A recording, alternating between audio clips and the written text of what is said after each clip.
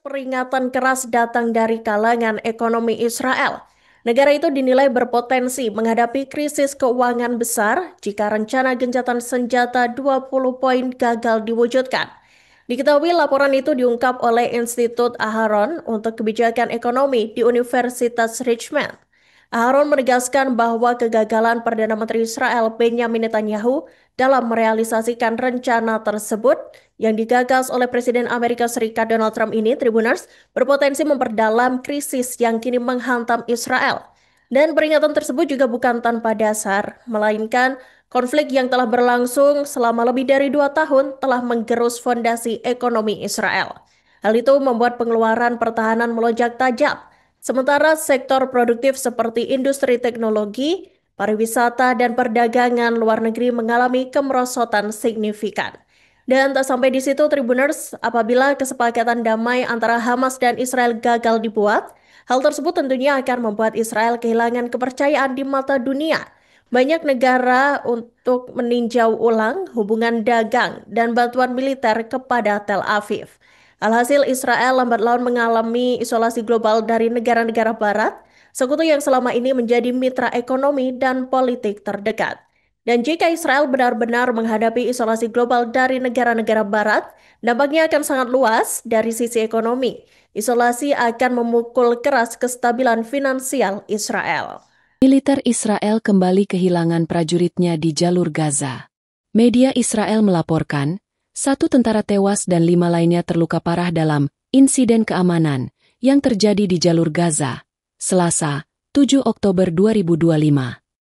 Para korban luka dievakuasi menggunakan helikopter ke rumah sakit Tel Hashomer dan Soroka. Kekalahan ini terjadi di tengah serangan roket yang terus dilancarkan oleh pasukan perlawanan Palestina.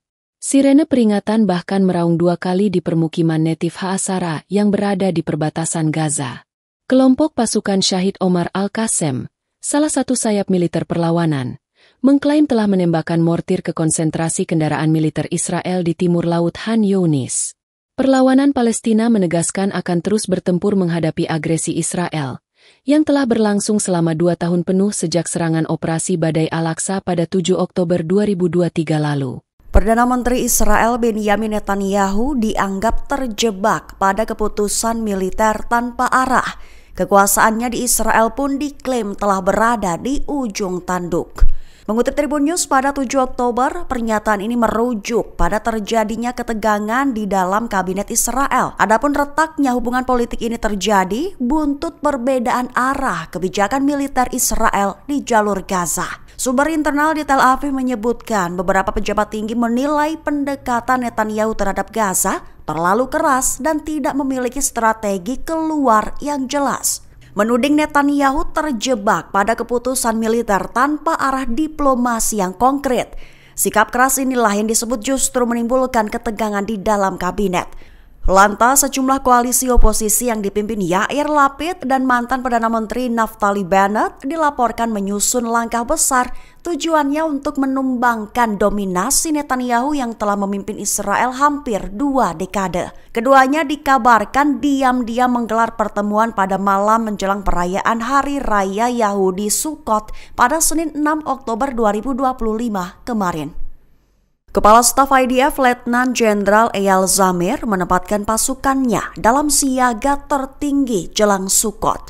Diklaim sebagai upaya antisipasi luncuran rudal Hamas dari jalur Gaza. Mengutip The Times of Israel pada 7 Oktober, langkah ini diambil usai Zamir dan petinggi pasukan IDF lainnya melakukan penilaian pada Senin 6 Oktober kemarin. Lebih tepatnya pengumuman militernya adalah Zamir telah menginstruksikan militer untuk meningkatkan tingkat kewaspadaannya ke tingkat tertinggi di tengah hari libur Sukkot.